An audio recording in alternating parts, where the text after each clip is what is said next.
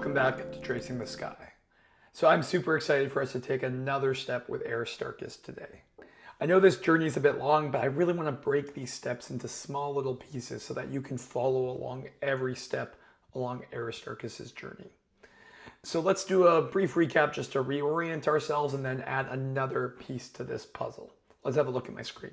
Okay, let's do a really brief recap just to reorient ourselves. I'll go through it pretty quickly, so check out the other video if you want a deeper dive on what we did last episode. So remember, Aristarchus does a few things. First, he measures the angular diameter of the moon, and he gets about half a degree. He then realizes that there are 720 moons in that orbit, right? If he stacks those moons, because there's 360 degrees in the circle, there needs to be 720 moons that fill up the moon's orbit. That's the circumference of this circle here. If we have this circle, the circumference is this kind of length around, and that's equal to 720 moons.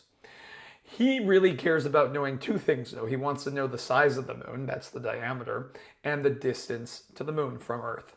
Well, when he looks at this circle, which is the moon's orbit, he realizes that this red line is what he cares about. This radius is the distance to the moon. Well, he knows a lot about circles, and he knows that the circumference is equal to 2 times pi times r. No matter what circle you draw, the circumference of that circle is always going to be equal to 2 times pi times r. Well, now all he has to do is some basic substitution. Instead of the circumference, he can write 720 moon diameters. They're equivalent. He can replace circumference with 720 moon diameters. He can replace radius with a moon distance. So now he knows that there are 720 moon diameters is equal to 2 times pi times the distance to the moon. Now we can simplify that a little bit. We can divide that by 2, and we can say that there are 360 moon diameters to every pi times moon distance. We can simplify that even further by dividing both sides by pi. Now we'll kind of simplify for our purposes and just round it down to 3. So if you divided both sides by 3, you would get about 120 moon diameters is equal to the distance to the moon. Look how impressive this is. He went from knowing nothing about the size of the moon, the distance to the moon, and the size of the sun, and the distance to the sun. And he's methodically broken this problem down into little steps that he can do using these principles of geometry and a whole lot of imagination.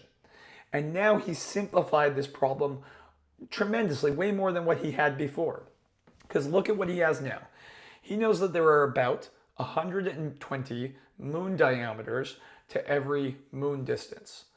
So all he needs to do is figure out one of these things. If he can figure out the distance to the moon, right, he can divide that by 120 and get the diameter of the moon. Or vice versa, if he figures out the diameter of the moon and multiplies that by 120, he knows the distance to the moon, right? He has that relationship. So now, instead of having to figure out all of the things, the distance to the sun, the size of the sun, the distance to the moon, the size of the moon, now he just needs to figure out one thing, either the diameter of the moon or the distance to the moon. And then he can just solve the rest of his equations. So let's see what he does next. Aristarchus realizes something really important about a well-known and significant event that happens every so often.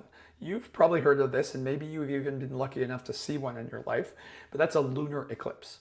So a lunar eclipse is when the moon passes through the shadow of the Earth. Now, it's not super common, right? It doesn't happen every time the moon is on this side of the Earth because the plane of the moon's orbit is tilted compared to the plane of the Earth's orbit. So they're not fully aligned. So most of the time when the moon's on this side of the Earth, light from the sun still reaches it, and we're kind of looking up at the moon in a way, you could think about that, or looking down on it. So we don't always see a lunar eclipse, but when conditions are right, the moon passes directly through the Earth's shadow, and so that shadow, or the Earth, blocks the light and casts a shadow onto the moon.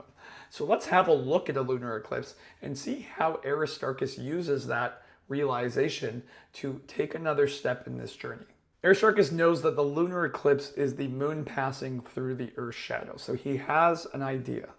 Can he figure out a relationship between the diameter of the moon and the diameter of the Earth's shadow. Now, why does he care about that? Well, the moon's far away, right? Far away from Earth. Well, and so is the shadow, right? The lunar eclipse is the moon passing through the Earth's shadow at the distance of the moon. So that's still pretty far away. But, hey, he figures that the Earth's shadow has some relationship to the Earth itself. And so maybe if he can figure out the diameter of the Earth's shadow, or at least the relationship between the diameter of the moon and the diameter of the Earth's shadow, maybe he can then figure out the relationship between the diameter of the shadow of the Earth and the diameter of the Earth itself. And the Earth is pretty close to home, right? All he needs to do, right, is figure out the diameter of the Earth. Maybe you could just walk around the entire Earth and figure out its circumference and calculate the diameter from there. So again, he's breaking this problem down into smaller steps and bringing it closer to the Earth and figuring out how he can relate all of these things so that he can try and find one thing that he can measure in order to figure out these things that he can't. So here's how he does that. Let's look at that next. Okay, so Aristarchus is going to do something really clever. He's going to wait until the moon just starts to pass through the shadow of the Earth. So you just can see a little bit of sliver of shadow on the moon. So have a close look. You can see that about here, you're starting to see a little dark spot up here. And he's going to start a timer. Now, he doesn't have a fancy stopwatch, but he does have ways of telling time, things like, water clocks. And he's going to see how long it takes for the moon to be completely covered by the shadow, how long it takes for the moon to essentially move into the Earth's shadow and just until it gets covered. And he's going to stop the watch. And if you were to do that, you'd get about an hour. It's going to vary depending on the lunar eclipse, but we'll use an hour for our purposes. So you would get about an hour. Now, what does that hour actually mean? Well, if this is the shadow of the Earth, and if this is the moon, right, what he's doing is he's measuring how long it takes the moon to go from here, right when we saw that shadow cover the very edge of the moon, how long it takes to go from here to here, right? How long it takes the moon to move one moon diameter into the Earth's shadow. Okay, so that's step number one. He now knows how long it takes the moon to move one moon diameter into the shadow. So he has kind of like a speed. How fast is the moon moving into that shadow? Let's see what he does next. So Aristarchus knows that the moon moves one moon diameter into the Earth's shadow in an hour. So he knows that speed, right? One moon diameter per hour, we can say.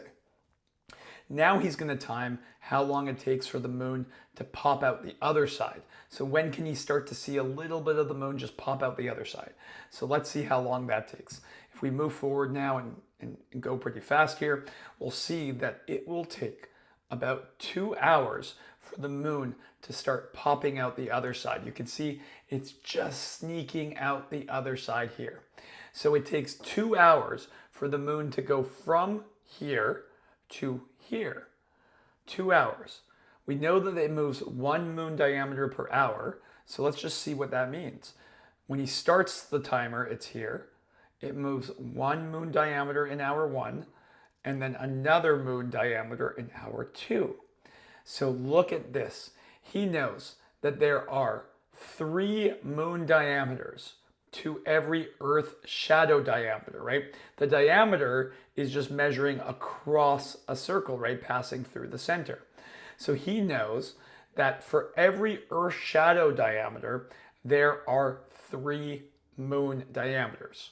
That number will vary a little bit, like I said, depending on the lunar eclipse, but that's what we can use for our purposes.